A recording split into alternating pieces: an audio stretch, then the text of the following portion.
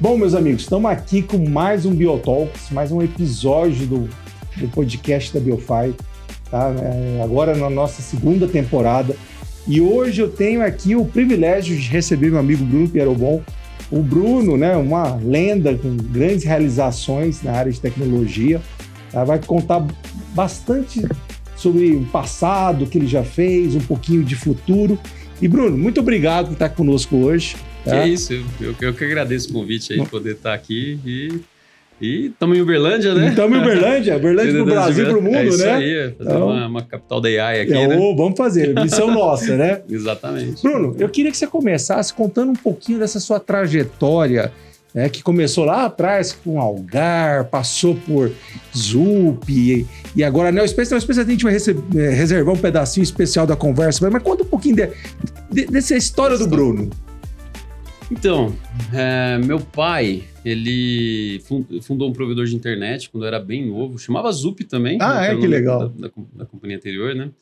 E foi muito legal, porque eu era muito novinho e adorei, assim, poder ver a internet de dentro, né? No comecinho dela, na época era discado, né? Aqueles modem conectando, tudo, né? E aí eu gostei demais e comecei a estudar.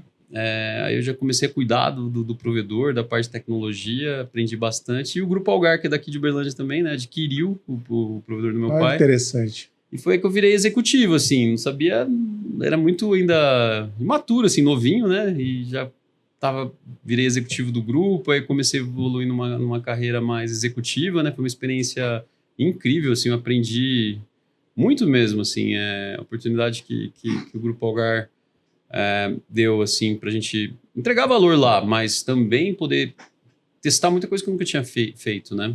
Muitas áreas diferentes, né? Que meu core é tecnologia, mas lá eu tive a oportunidade de criar novos negócios, fazer bastante coisa legal. Força de venda, por exemplo, que vender é importante, né? Empresa sem venda, sim, não para em pé, né? Não para em pé. Então, foi muito legal, assim. E aí chegou um momento que eu tava com várias ideias, assim, diferentes, e lá eu tava até na área de pesquisa e movimento, a gente fez vários produtos inovadores, e até que tinha um produto que eu falei, não, isso aqui tem muito potencial. A gente queria centralizar a compra, assim, no mundo, né? E num único portal. Na época a app ainda estava 2009, 10 ali, foi quando a gente começou a olhar para isso. Estava começando ainda, né? E aí eu estava trabalhando numa tecnologia que permitia ler a camada de rede, todo o tráfego da internet, extrair todo o protocolo de APIs, a comunicação entre os sistemas, sem eu ter que falar com a área de tecnologia das empresas, né? Então eu lia, por exemplo, toda a comunicação ali do protocolo de HTTP, por exemplo, e a gente conseguia transformar aquilo numa API fácil de ser integrada. E a gente fez com vários e-commerce em 2010, 11, eu acho que a gente fundou a Zup, e a gente acabou fechando uma parceria forte com o Buscapé, que a gente acabou fazendo uma demo ali. O Buscapé é fortíssimo na época, né? Eu acho que muita gente usava ele, ou usa ainda, não sei, para fazer as compras, né? E então quase todos os e-commerce brasileiros, não tinham, acho que tantos naquela época, tinha uns 800, não lembro qual era a quantidade, não era tão grande quanto é hoje. E a gente usou essa tecnologia e conseguiu integrar todo mundo. Então, com um clique, você comprava em qualquer e-commerce. Que legal. Adicionava um monte de produto no carrinho, lá fácil, clicava e comprava. Só que aí, quando a gente lançou, foi muito legal, porque todo mundo começou a comprar e um produto muito interessante. A gente já começou a fazer, vamos integrar a Amazon agora, eBay nos Estados Unidos, vamos fazer agora a versão global. Só que aí no Brasil, os e-commerce, que eram, acho que o principal, até acho fonte de receita na época do Buscapé lá, a gente teve acho que não era atrativo para eles, porque você acabava deixando de ir no portal, né? Sim. E-commerce. E aí foi um negócio que comercialmente não deu muito certo ali na época. A gente viu que o negócio estava aqui andar meio de lado e aí os e-commerce não estavam apoiando muito, não era um produto que eles queriam ali. E aí as vendas começaram... Aí não tinha quase produto que eles colocavam, né? E não aparecia mais o botão praticamente na época lá. E a gente pegou e acabou ajustando para o mercado B2B. Então a gente pegou a mesma tecnologia, tinha uma dor muito grande das empresas, que era pegar... A maioria dos sistemas ainda eram desatualizados, né? Com tecnologia que não era microserviço, API, era SOAP e outras tecnologias lá. Pô, vamos usar então o nosso Protocol Recorder, que era esse produto que fazia isso, e vamos gerar as APIs para fazer os apps, porque todo mundo estava querendo fazer app, mas os sistemas não eram compatíveis. Não conseguia externalizar a API. A gente falou, vamos usar a mesma tecnologia e crescemos. Aí foi muito, muito... Aí começou a pegar uma empresa gigante atrás da outra, só empresas de referência no mercado, telecom, cosmético, bancos, assim. Aí começou a escalar. Muito rápido ali, foi 2015, final de 14, 15, quando a gente fez esse ajuste. E aí crescemos, até que... aí fizemos vários produtos ali de tecnologia, né? E até que 2019, final de 2019, o Itaú acabou adquirindo a Zup, né? E a gente foi toda uma jornada ali em conjunto com o Itaú e aí ajudamos bastante o Itaú, assim. O Itaú é um banco muito para frente, né? Sim. Assim, investe pesado. A gente teve a oportunidade de ajudar eles ali bastante na modernização, todo o processo. A Zup continua lá ajudando, né? Sim. Eu deixei a Zup ali, né? E agora estou na Neospace, que é uma empresa focada em AI. E é isso que eu queria te perguntar. Como que veio a sacada, a ideia da Neospace? Lá na Zup, a gente estava trabalhando num produto chamado StackSpot. Ele basicamente é uma EDP, uma Enterprise Developer Platform, que organiza todo o fluxo de desenvolvimento de sistemas, stacks, para você facilitar e padronizar a parte de CTO, né, da companhia. E vindo AI muito forte, a gente desenvolveu basicamente um produto para ajudar os developers a acelerarem o desenvolvimento. Porque tem muito desenvolvedor lá, na Zup tinha muitos, mais de 2.000, 3.000 pessoas. Então isso aqui ganha muita produtividade. Então a gente resolveu até desenvolver o nosso próprio, que eu acho que o Copilot começou a lançar naquela época e a gente fez o nosso e foi muito bem sucedido.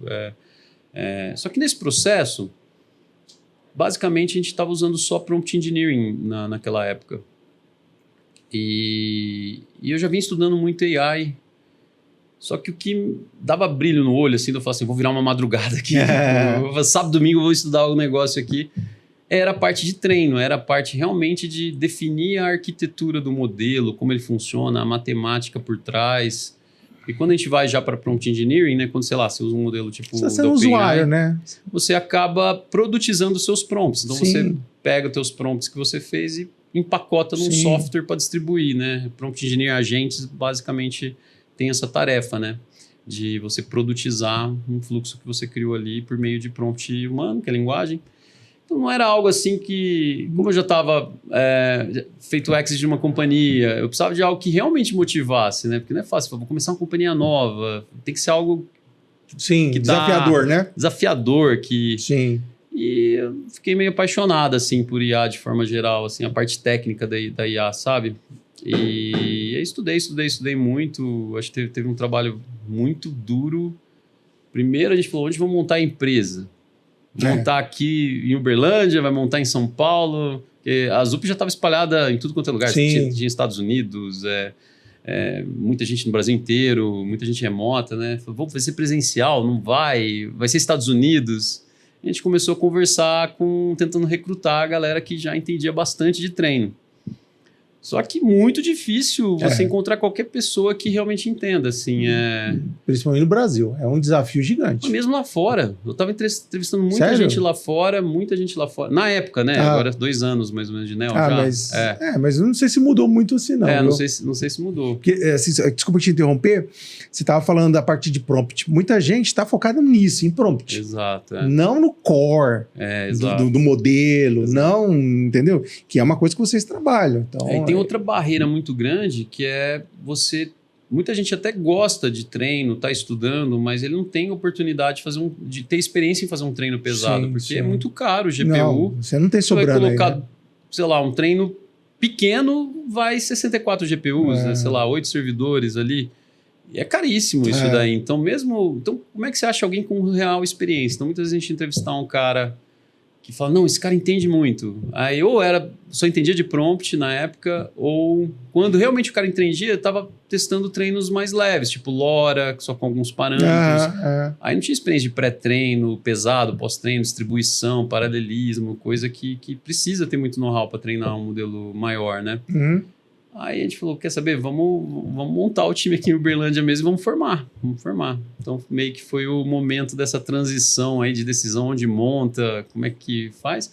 E nesse período eu estava fazendo a transição lá da ZUP, né? Ainda continuo no conselho da ZUP lá, com o Itaú. E então foi meio que esse momento aí que a gente fiquei na transição, né? E trabalho só de formar, pesquisar. A gente ficou 2 anos pesquisando, agora que a gente está meio que no mercado com os produtos, né? Então, mas muita pesquisa, assim, trabalho de formação mesmo. E aproveitando que você comentou, né, esses 2 anos, né? 2 perguntas. Primeiro, o que você aprendeu nesses 2 anos? Tá? Uhum. E segundo, esse aprendizado culminou em quais produtos?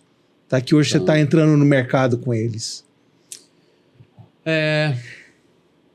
Eu acho que eu aprendi muito, assim, muitas vezes na universidade, ou quando você tá estudando, durante o trabalho também, que você aprende muito, né? Tinha muita coisa que eu já estava enferrujada, assim, matemática, por exemplo, álgebra linear, cálculo diferencial, integral. Então, tem que entender bem disso, assim, né? Então, é algo que tive que revisar muito forte. Acho que no começo... Hoje você acha um monte de vídeo na internet explicando o que é Transformers, como ele funciona. Tem vídeos maravilhosos, visuais, assim. Mas eu lembro quando eu comecei a estudar, só tinha o paper do Attention is All I Need, que é o paper de 2017, 2017 ali. E eu fui... Cara, e um monte de termos, às vezes, que você não entende tanto. Sim. E aí você pega um termo, aí você vai aprofundar, tem mais 30 termos. Depois desses 30 termos, você pega o primeiro, tem mais 30. Então tem uma barreira de entrada inicial que muita gente às vezes assusta, né? Assim, então você tá com muita dedicação mesmo, assim, muita vontade para conseguir realmente acompanhar o nível de pesquisa que é muito intenso nessa área, né? Hoje em dia é muito, muito intenso, nossa coisa o tempo todo. Então foi algo meio frenético, assim, muita dedicação, aprendi muito mesmo, assim. Tinha uma base, mas foram mais de 2 anos aí que eu comecei antes, né? De muita preparação, estudo, pesquisa. Então, aprendi bastante, assim, sabe? E é muito difícil liderar uma empresa de IA se você realmente não conhece o campo de jogo, né? Você não vai nem entender o que está acontecendo ali. Você não vai nem conseguir conversar, né? A gente costuma falar que é muito importante, por exemplo, quem entra na companhia, acelerar o clock para chegar no mesmo clock do time. Porque quando você tem um time muito desbalanceado, a comunicação do time desce pro clock do mais lento. Do mais lento, sim. E aí todo mundo tem que voltar, explicar. Peraí, você não entendeu? Deixa eu explicar o que é isso. Cara, você escutou uma vez essa palavra, já pega, na próxima já tem que estar entendendo. Então, é importante estar nesse clock aqui, né, de comunicação com o time fluida, né? Então, você liderando o time de IA, tem que entender, tem que falar no mesmo nível, né, com o time, discutir de forma profunda. Então, é algo que eu acredito bastante na liderança. Eu também acredito, acredito. Então, foi bem importante esse período. Tanto é que eu sou suspeito de falar, porque na minha carreira, boa parte dela foi técnica, né? Mestrado, doutorado e tal, em IA. Então... E você já veio antes, assim, de muito tempo já trabalhando com IA? Desde 94. Eu não sei se eu te... 94? Desde 94. Olha só. Eu não sei se eu te contei. A entrevista não é comigo, pessoal, mas aproveitando a conversa aqui. Estou interessado. Em 94, foi o primeiro boom das redes neurais artificiais, né? Perceptron, modelo de Perceptron, etc., né? E foi quando eu comecei meu mestrado na USP, em São Carlos. E uma das primeiras coisas que eu fiz 2 coisas legais na época. O primeiro que virou um artigo, os 2 viraram artigo, mas o primeiro, eu criei um backpropagation, tinha Python, era em C, você fazia na mão, então você tinha... derivada. Você tinha que fazer na mão, você tinha que entender, não tinha nada para... Quando você começou a contar que você teve que se virar, eu tive que me virar e pior, não tinha nada na internet. Aquela época ainda era periódico que eu tinha que pegar um transactions do sei lá o que e ler, entender e codificar, né? Então eu fiz um que era um jogo de damas que ele ia aprendendo os seus movimentos. A cada partida eu treinava um backpropagation com os seus movimentos. Então, o tabuleiro era uma matriz, essa matriz eu linearizava e eu tinha 3 valores. 0 não tem pedra, 1 é pedra minha, menos 1 é pedra do adversário. E aí eu treinava e o output era o próximo movimento. Entendi. Entendeu? Tinha o estado. Isso. Aí eu treinei, foi que eu fiz isso. E aí o impressionante é que depois de muitas partidas, umas 70 e poucas mais ou menos, ele começava a acertar bem, acertava mais de 60%, entendeu? Que legal, hein? Aí você fala, aí se ele errasse? Quando ele errava, muito provavelmente você fez um movimento querendo ser aleatório, mas que você ia perder, então não faz diferença. E o modelo que eu fiz até um joguinho, implementei interface, fiz tudo, eu combinava uma IA clássica com a rede neural. Então, tipo, no início, quando a rede não estava treinada, ele fazia aquele algoritmo clássico de busca em profundidade numa árvore, onde recursivamente eu perguntava para mim mesmo o que eu faria no seu lugar, naquele movimento. A partir do momento que eu começava a treinar, e que eu tinha um erro que dava lá, né? Erro clássico, mas se o erro fosse mais baixo, eu usava a sugestão da rede neural. Se o erro fosse alto, eu usava um algoritmo clássico. Né? Entendi, Mixei os dois modelos. Ficou legal, até publiquei artigo. E o segundo... Isso 94? 94. E a segunda coisa que eu fiz foi, lá na USP a gente tinha uma placa chamada Transpilter. Transpilter era um processador inglês que ele tinha 4 links de comunicação, tá? E você podia ligar eles formando tipo um grid. Aí eu implementei um backpropagation distribuído, onde cada camada rodava num processador e ele fazia como se fosse uma wave rodando os algoritmos. Eu fiz e também virou um artigo. Aí eu brinco, tá vendo? É o que a NVIDIA faz hoje, eu fiz 94, eu bolei um modelo para fazer. Devia demorar aquela época, hein? Os computadores naquela época sofrido na CPU. Você tem uma ideia, esse jogo de damas aí, levava um dia treinando. Então, um dia treinando. Modelo com quantos parâmetros, né? Quase nada de parâmetros. Desprezível. Né? Então, até por isso que, vamos lá, eu tive um hiato, né? Quando eu falo hiato, assim, eu continuei trabalhando, mas assim, não trabalhando, pesquisando e brincando. Para mim sempre foi uma diversão, mas comercialmente não era viável. Mas um dia você treinar uma coisa simples, né? Então, treina em segundos agora mesmo. Né? Mas voltando, desculpa até pessoal, a gente empolga, né? Essa conversa é boa, né? Voltando, e hoje os produtos que vocês estão construindo, me conta um pouquinho disso. Acho que a gente tem 2 linhas de pesquisa, né? Uma voltada para a linguagem, que aí são modelos tradicionais, tipo GPT, tipo Gemini, etc. Então, de construção mesmo desses modelos. A outra linha é o que a gente está chamando... Esses são chamados de Large Language Models, né? Outra linha que a gente está trabalhando é meio que um conceito, né, que chama Large Data Model, que é, ao invés da gente extrair da linguagem o conhecimento escrito pela humanidade nesses anos todos, a gente consegue extrair inteligência em cima do fluxo de dados que estão nas grandes enterprises, principalmente as que têm já um volume relevante de clientes. Então, com isso, você consegue fazer um treino do mesmo nível que você precisa fazer de Lang, por exemplo, só que um modelo que nativamente pensa como dados, né? Isso pode ser utilizado para várias coisas, assim, desde definir uma capacidade de produção mais correta, ou melhorar um score de crédito, ou ajudar para entender o que o cliente vai fazer antes dele entrar no app, para você já trocar totalmente a experiência de um app, por exemplo. Ao invés do app ser muito estático, igual é hoje, igual para todo mundo, ele pode ser totalmente dinâmico. Então, a gente acredita profundamente que isso vai mudar completamente a indústria de CRM, porque com esse tipo de modelo, não vai ter mais a área de marketing pensando, por exemplo, em clusters, né? Eu tenho o cliente platina, o ouro e o... Não, cada cliente é um cluster. E a gente consegue processar tudo que ele faz de forma individualizada, realmente entender o que ele precisa, o que ele vai fazer, né? Então, sei que muita gente fala há muito tempo, precisamos fazer hiperpersonalização, e a gente acredita fortemente e já estamos trabalhando com resultado em cima disso, de que Large Data Model vai substituir boa parte do que existe CRM para as empresas que têm dados, né? Sim. Porque muitas empresas, infelizmente, são... Eu diria que a era da IA, ela é uma era diferente da que foi a última que eu passei, da digital, né? Da digitalização, mobile.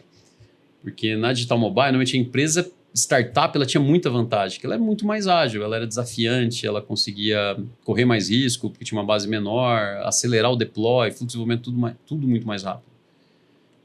Viu o tanto de fintech que surgiu. Sim, sim. Agora... E algumas bem questionáveis, inclusive, esse mercado. Agora, acho que as empresas mais estabelecidas, elas têm um diferencial competitivo versus as novas startups de IA, que é a capacidade de ter dados para treino, né? Então, a gente tem investido muito forte nessa linha de data. Só que a linha de Lang ela é muito legal, porque você tem a experiência de montar um modelo do zero, desde o pré-treino, o modelo começando sem saber nada, falando um monte de coisa. Depois você... Que o pré-treino, né? Vamos dar o contexto para a galera aqui? Sim, por favor. Bom, quando a gente vai treinar...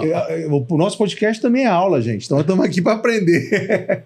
Quando a gente vai falar de treino, né? De um modelo de Lang, né? De linguagem, a gente tem normalmente duas fases, né? A fase de pré-treino e a fase de pós-treino. Na fase de pré-treino, é autossupervisionado ali. A gente basicamente está prevendo o próximo token. Sim. Quem define o target do treino é basicamente a pessoa que escreveu o texto. Sim. Então, da mesma forma, quando a gente está lendo um livro para aprender, a gente está aprendendo em cima de uma sequência de palavras que alguém pensou, sintetizou ali naquela ordem. E o modelo ele vai lendo tudo, basicamente, da internet no pré-treino. E no final do pré-treino, o que a gente tem é a fase, eu diria, uma das mais caras, né? Agora o pós-treino ficou mais caro pelas técnicas que a gente aplica de reinforcement learning, mas também ficou bem caro agora. Mas o pré-treino é a fase mais cara, assim, que tem que ler quase tudo que existe hoje, né? Basicamente filtrado, né?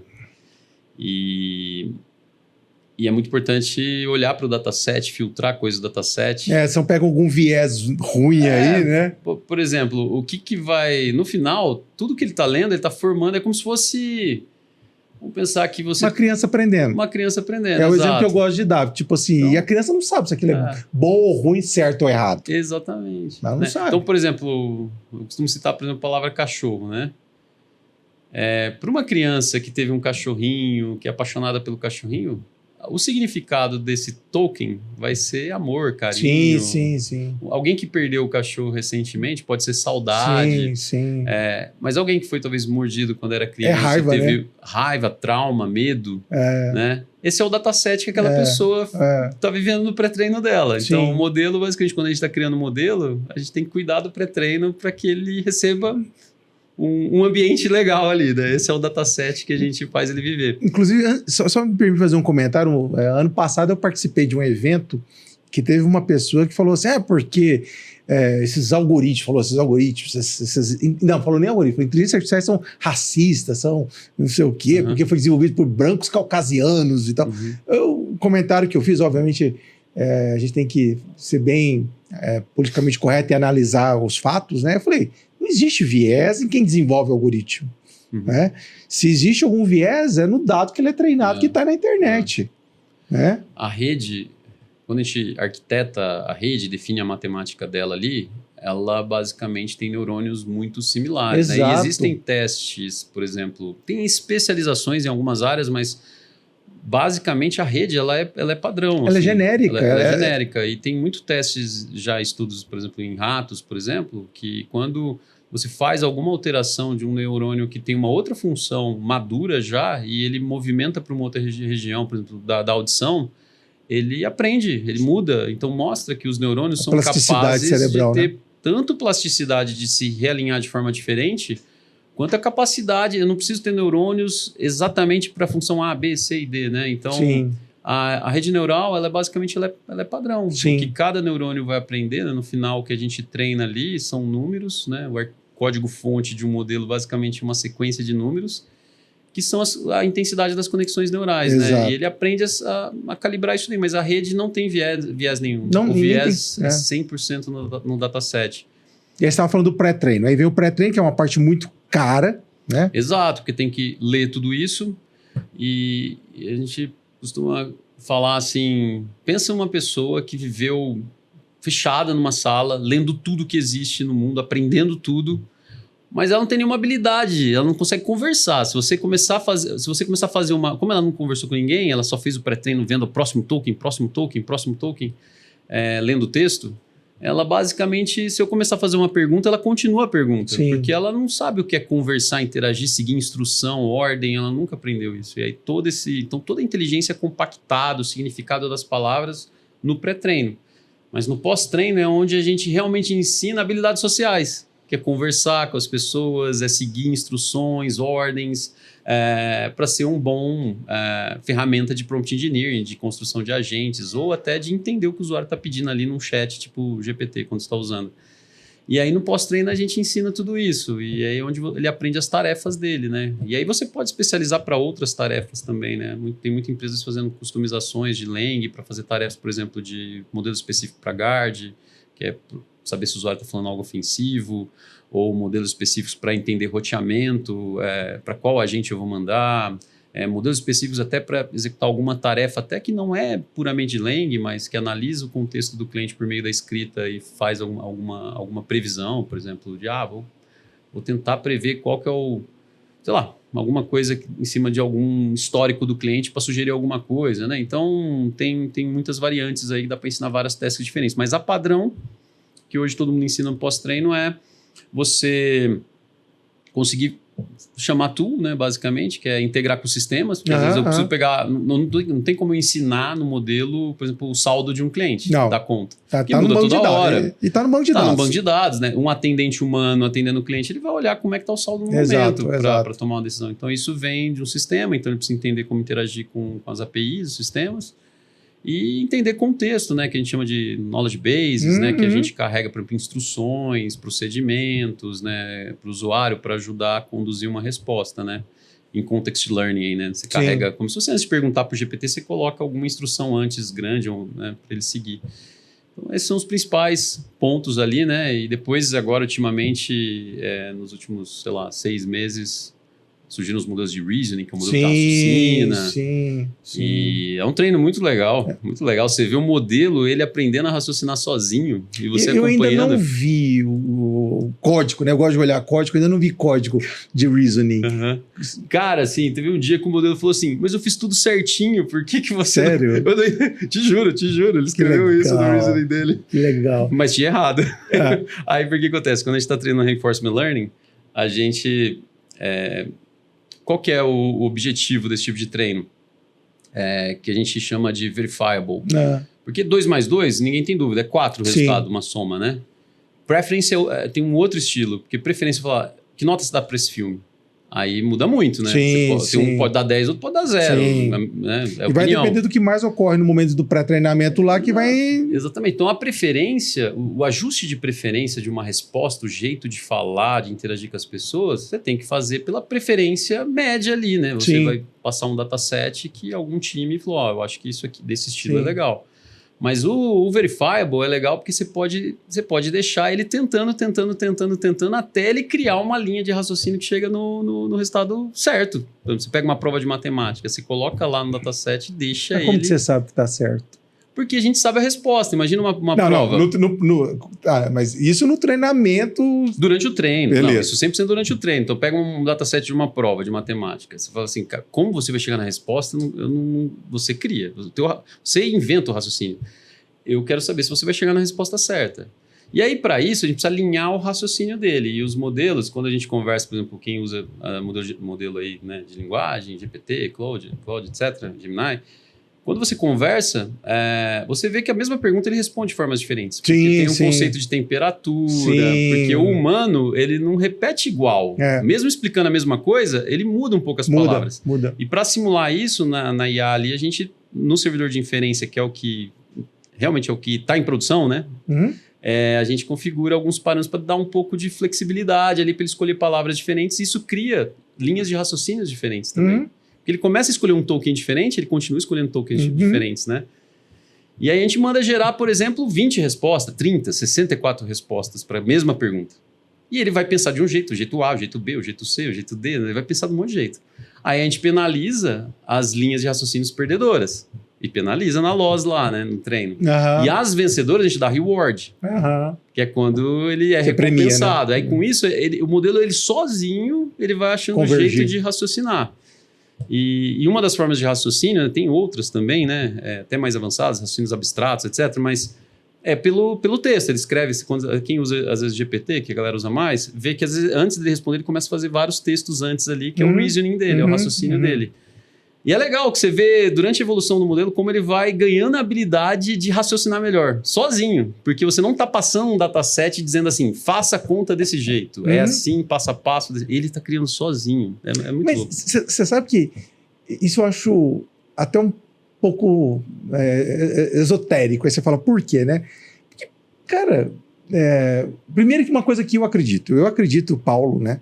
Até pelo que eu estudei do Perceptron, da origem que ele veio, que tenta simular as sinapses, dendritos, ou seja, o neurônio humano. Eu acredito que nós humanos somos produto das nossas conexões sinápticas, os neurônios e como eles se conectam. Então, ou seja, a minha forma de pensar, o que eu falo, se eu gosto ou não gosto, tudo bem, tem uma parte hormonal que às vezes interfere nisso, mas a gente é uma grande máquina orgânica. Esse é o que eu acredito. Até por ser bem pragmático, é o que eu acredito. Então, se a gente simula isso de uma forma adequada, então você poderia ter uma máquina muito parecida com um ser humano, inclusive na forma de pensar, de falar, de agir, como você falou, pô, mas eu fiz certinho. Então, assim, a gente vê muito crítico, né, aos LLMs, falando, não, isso não é a IA humana, uma inteligência humana, está longe de ser, não sei o quê. Mas será que na prática isso não está se aproximando da forma da gente pensar? Porque pensa bem, uma criança, que você falou, uma criança quando nasce, não sabe nada, aí deu um bando de dataset para ela aprender. E esses datasets não era só quando era a escola, é pai e mãe falando, é cachorro que morde, é um bando de dataset para ela aprender.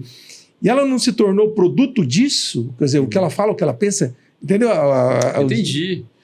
Assim, não estou falando. Foi muito legal, porque no processo de IA eu estudei muito, sou zero especialista, né? Mas eu estudei muito o cérebro humano, porque você tira a sacada para desenhar uma arquitetura da rede, né? Sim. E assim, o neurônio humano, hoje você pega, a gente tem mais ou menos 86 bilhões de neurônios, assim, uma média, né? Às vezes eles morrem alguns, por aí, atrofia e tal, mas... Exato.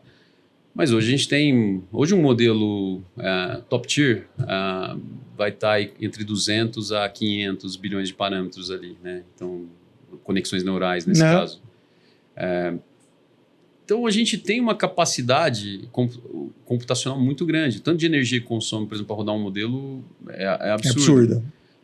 Então, o ser humano tem uma eficiência energética por inteligência incrível. Incrível, né? Sim. Pensar que você está comendo só carboidrato para fazer isso funcionar. Você nem come direito, ele está ainda extraindo o raciocínio, né? Então, é impressionante. Tem que movimentar um monte de função muito além, né, do cérebro, né? Controlar o corpo inteiro, tem muita coisa. Então, só que quando você vê o neurônio humano, ele tem um mecanismo de disparo, né? Que é quando ele dá fire. E ele é muito mais complexo para decidir como ele dispara, e a questão dele ter vários tipos de neurotransmissores, isso cria uma complexidade maior do que a gente tem hoje na rede. E eu concordo. Desculpa te interromper. Eu estava conversando com uma amiga minha, que ela é pesquisadora, ela é uma neurocientista, e ela está comentando, você vê, todos os modelos, ou a maioria dos modelos que hoje a gente trabalha, são baseados nas sinapses, né? E quando você fala nas sinapses, nas transmissões químicas. Bomba de som de potássio, por aí vai. Mas existe conexão elétrica, e ela é bidirecional.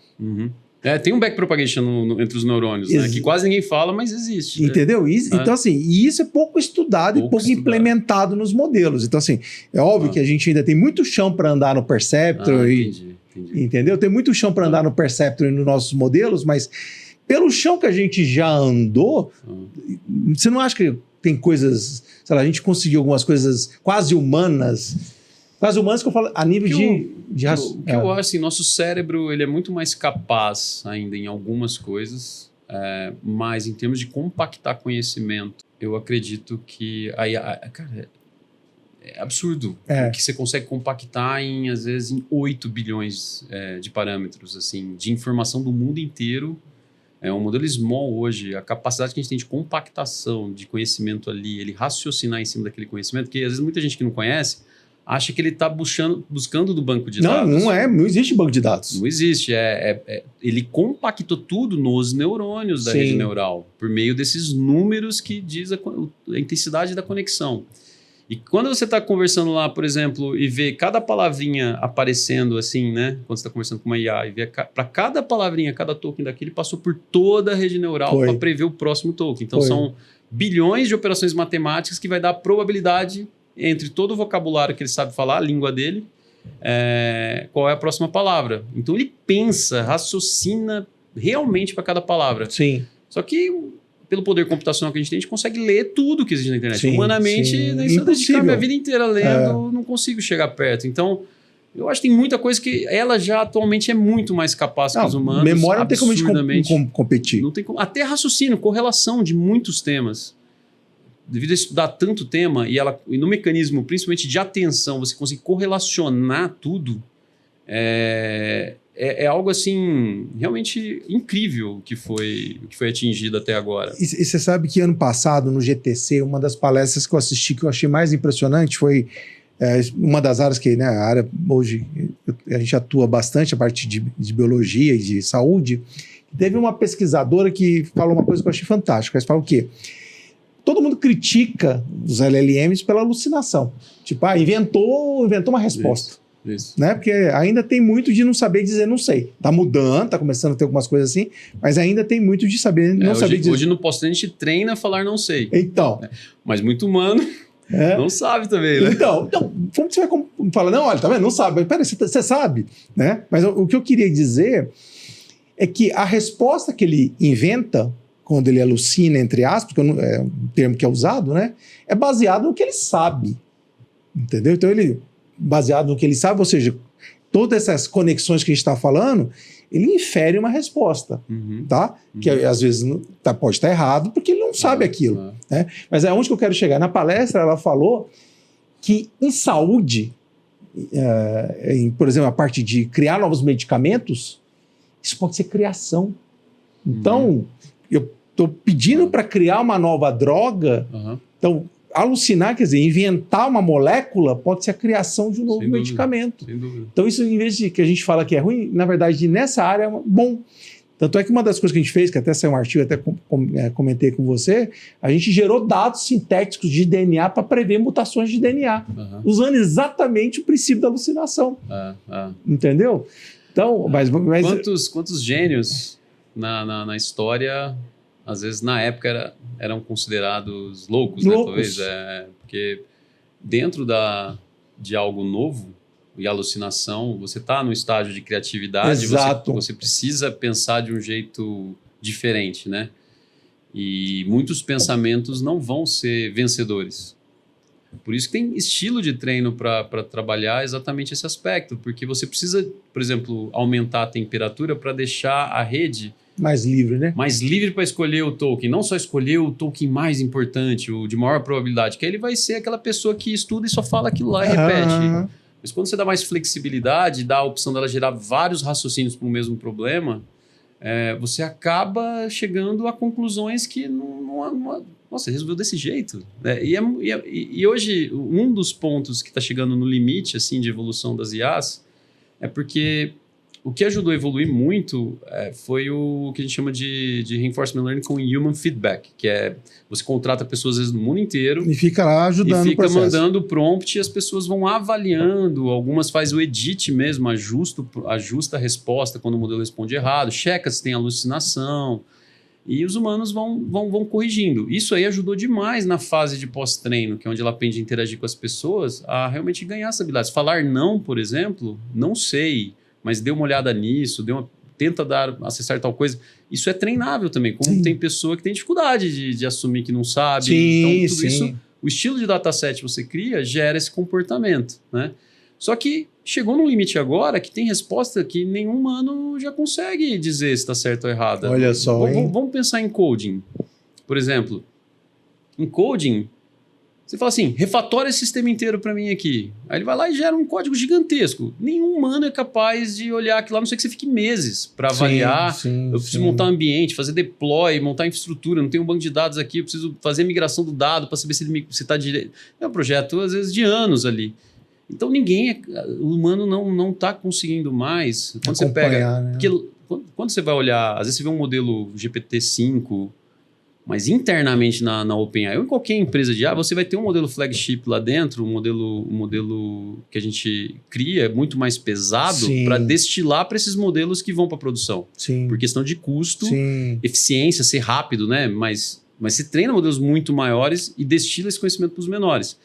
Então, nesse processo dele conseguir criar várias dessas respostas assim, esses modelos com mais parâmetro, consegue criar uma linha de raciocínio e fazer, cara, como ele chegou nessa conclusão? O humano já nem consegue validar. Então, por isso que é bom dado verifiable. Sim. Perguntas complicadíssimas de matemática, por exemplo. Às vezes, pra você achar um time global que consiga avaliar uma resposta complexa de matemática, você não vai pegar o melhor PhD, físico, etc., e colocar no time para fazer anotação. Então, é difícil. Você não consegue ter esse time de ultras especialistas. Ou tem temas, mesmo o cara sendo especialista, não consegue avaliar mais.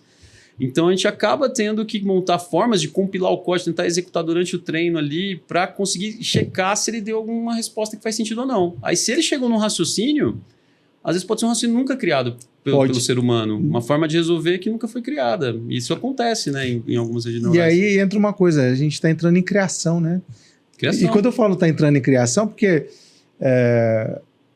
um pouquinho até assustador enquanto humanidade, porque sempre se criticou que o limite da IA, que a IA não era capaz de criar. Uhum. Nós estamos falando que ela está entrando no mundo da criação. Entendeu? Eu não concordo muito com isso, porque eu vejo assim, processo criativo de muitos artistas assim que realmente criam coisas incríveis. Às vezes você conversando com ele teve muitas inspirações. E às vezes algo totalmente inovador é uma junção de uma série de elementos. E a IA, ela tem uma capacidade de cruzar todos os elementos que ela aprendeu, praticamente. Então, não tem como não sair criatividade. E às vezes tem gente que fala isso e fala assim, então pergunta aí, eu gostaria que você criasse uma história de criança que tivesse a Frozen, um dinossauro, e que tivesse no final uma reviravolta incrível, e que no meio da história aparecesse a Chapeuzinho Vermelho, cara, você mistura um monte de... O cara, ele consegue lá inventar uma história no meio daquele monte de coisa, né? Então, mas... Eu acho que os estilos de treinos agora mais modernos aproximam mais dessa criação realmente de forma de raciocínio mais complexa, sabe? Eu acho que a gente está conseguindo chegar num estilo de treino realmente que expande isso, né? Assim, eu não quis falar nada, né, mas eu concordo plenamente com você. Eu assim, acho que a própria criatividade humana não é do zero. Raríssimas exceções, talvez, mas ela não é do zero. Isaac Newton, talvez, pode entrar nessa categoria. Maçã, mas teve um input, mas nem o Einstein. Se você pegar o Einstein, ele teve vários cientistas antes que chegaram em conclusões parciais. Talvez o Isaac Newton, realmente não sei o que aconteceu ali, mas... Então, eu penso exatamente isso. Tanto é que tem um exemplo bom, eu falo, fecha o olho e tenta imaginar um monstro. Qualquer monstro que qualquer um for imaginar... Tem, sei lá, ou já viu no filme ficção científica, ou tem a cabeça de tubarão, ou tem, sabe, alguma coisa de... Assim, é uma junção de alguma coisa que você já viu, de alguma memória que você tem de algum momento, entendeu? Então, assim, criar, mesmo para nós humanos, músicas, não sei o quê. Por isso, inclusive, hoje a gente vê, né, essas várias ferramentas que tem, chega a ser assustador. Quando você olha criando vídeo, criando música.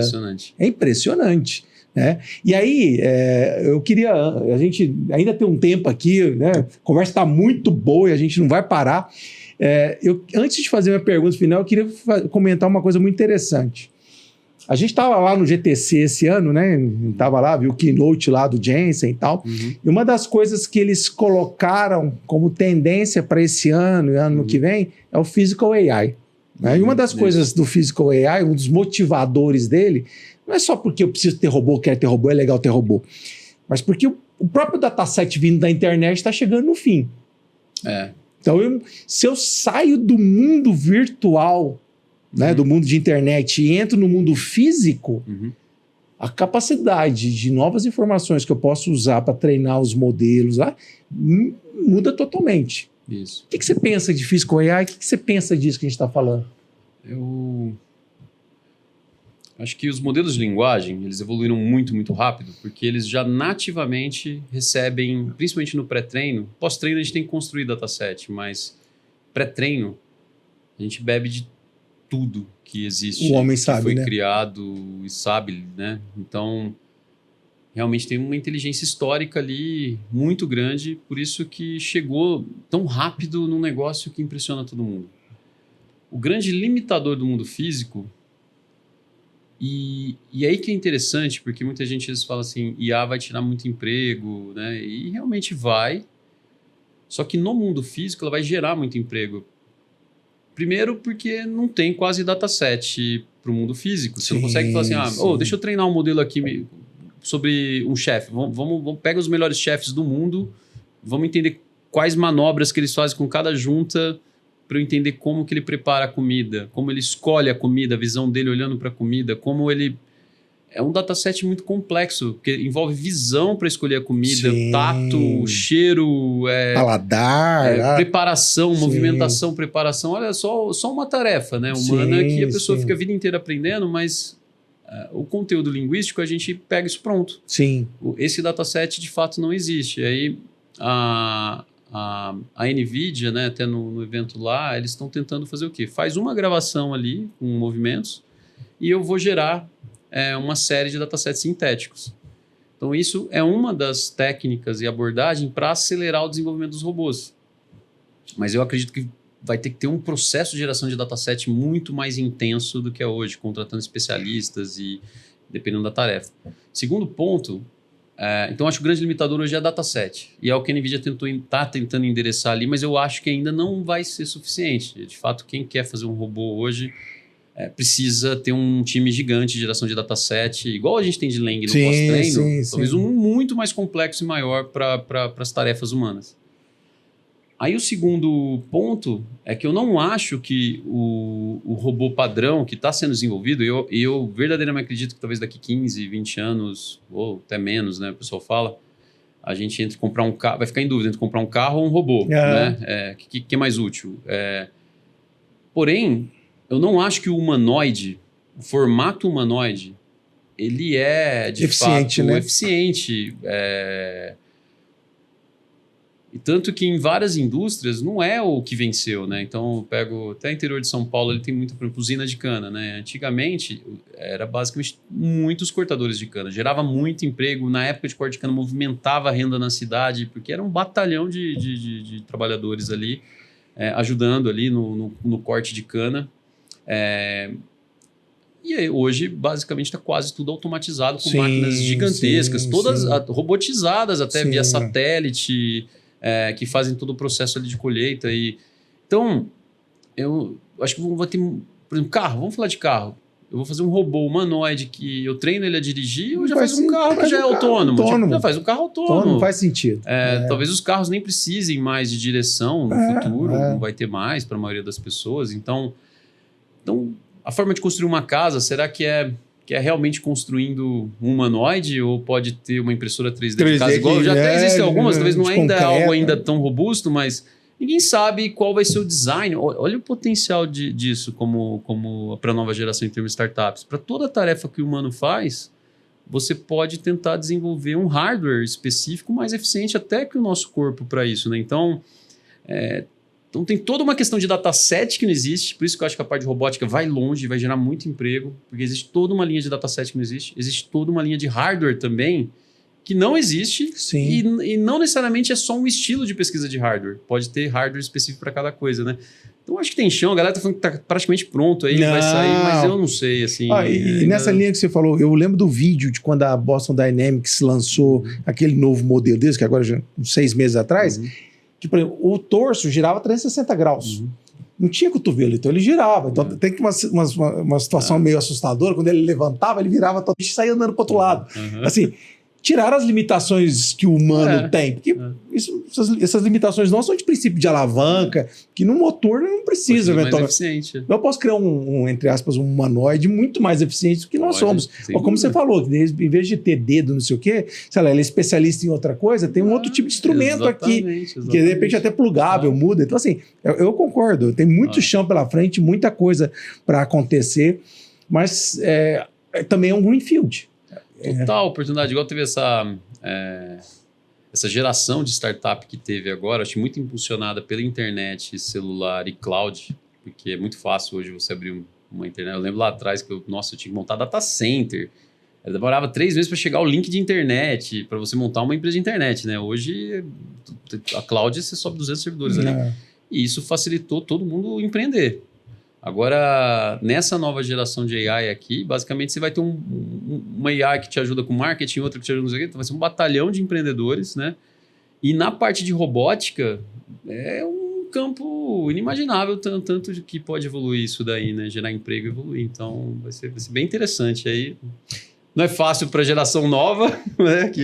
O que estudar, né? Mas, por outro lado, eles têm aceleradores que a gente não teve.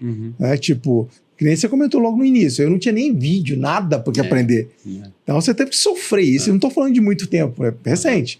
Então, no meu tempo que mal tinha internet, não tinha um... BBS, né? Então, BBS. Sei lá, você não tinha um Python para dar um import em uma biblioteca, você tinha que fazer hardcode lá em C. Né? Então, assim, hoje, em muito menos tempo, você consegue aprender mais e fazer mais. Então, por mais que seja mais desafiador, que caminho que eu vou seguir, o que eu vou fazer, eu tenho muito mais ferramenta, né? Então, mas aí, até indo para o final dessa excelente conversa que a gente está tendo hoje, eu tenho 2 perguntas. A primeira é, eu sei que às vezes fica um pouquinho complicado responder, mas que você puder compartilhar com a gente, como que você vê o futuro da Neospace? Que caminho que a Neospace vai nesse oceano todo que a gente comentou? Bom, eu gostaria muito que uma das coisas que eu acredito, não é que eu acredito, que eu dedico muito para que aconteça, é a gente conseguir construir uma empresa que seja referência de tecnologia global. E é muito difícil, tem muita gente muito boa, com muito investimento, né?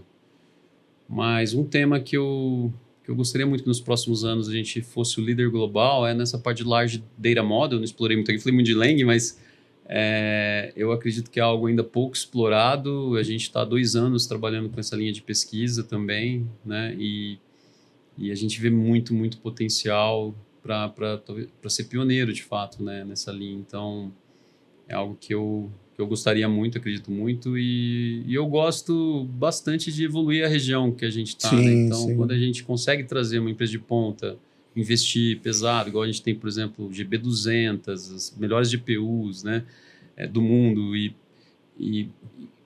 você consegue dar oportunidade para as pessoas, você cria um ambiente que as pessoas conseguem atingir o máximo potencial delas, né? Porque muitas vezes o ambiente que a gente cria limita o potencial das pessoas. Então, para mim, atingir essa questão de nível de pesquisa global, ter um produto que é referência global, estamos longe disso, mas acho que é algo que me motiva assim, a buscar e também evoluir o país, a região. Que legal. O ambiente de AI aqui, né, formar bons pesquisadores, então é algo que me motiva muito. Até atrair profissionais. A gente está trazendo galera de fora para morar aqui em Uberlândia. Então, olha que legal. De alguns países, então é algo que me motiva bastante, sabe? Que legal. E agora falando de Bruno, como que o Bruno se vê daqui a 10, 20 anos? Essa é mais difícil. Eu acho que eu sou... Acho que poucas pessoas conseguem trabalhar em algo que... A gente passa muito tempo trabalhando, né? E você conseguir trabalhar em algo que você realmente gosta... É um privilégio, né? É um privilégio e... Eu não vejo eu parando de trabalhar, porque para mim é divertido trabalhar, assim. E eu acho que para a galera que a gente tem no time também, assim. Porque dificilmente você vai ser um jogador, pensa um esportista que quer ser campeão olímpico, né? Tá realmente mirando estar no topo. Ele tem que gostar daquilo, porque tem que treinar muito. Você tem que... É puxado, é muita pesquisa, então tem que gostar trabalhar. Então eu não me vejo saindo de tecnologia. Talvez, não sei o que vai ser, né? Talvez seja robô, eu não sei. Né? Mas eu quero continuar fazendo algo legal, melhorando talvez as regiões, o ambiente que a gente está, dando oportunidade para as pessoas conseguirem ter acesso à tecnologia de ponta e evoluírem. Acho que é isso, é continuar fazendo o que eu faço hoje, assim, eu tenho um pouco aquela visão de tipo, nossa, quando eu chegar aqui, eu fiz o meu objetivo. Eu quero continuar fazendo o que eu faço, assim, então não tenho muito essa questão, preciso chegar lá. Eu vi muita gente que chegou lá e depois que chega, acaba meio que o propósito da vida, assim, Sim, tipo, fica sim. até mal, assim. Eu gosto da jornada, eu gosto do que eu tô fazendo da jornada, então se acontecer alguma coisa eu vou continuar fazendo de um outro jeito, igual era na Zup, agora na Space, então continuar. Eu sou muito parecido, eu fico criando problema para mim mesmo para não ter problema para resolver. Exatamente. É isso aí. É isso que dá adrenalina e que dá emoção para a vida.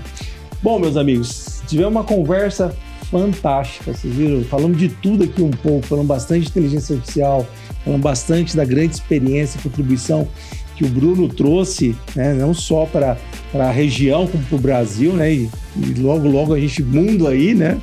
Então, quero agradecer imensamente, Bruno. Bruno, obrigado por estar conosco aqui. Tá? E agradecer você que está assistindo a gente. Você sabe que a gente faz esse podcast pensando em você, né? O Biotalks pensando em você. Não deixe de nos seguir, né? Ativar as notificações.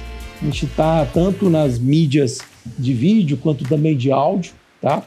E correndo aqui com a segunda temporada, que vem muita coisa legal por aí. Bruno, meu amigo, muito obrigado. Foi um prazer ter você com a gente aqui. Obrigado, pessoal. Gente. Até a próxima. Até mais. Até a próxima.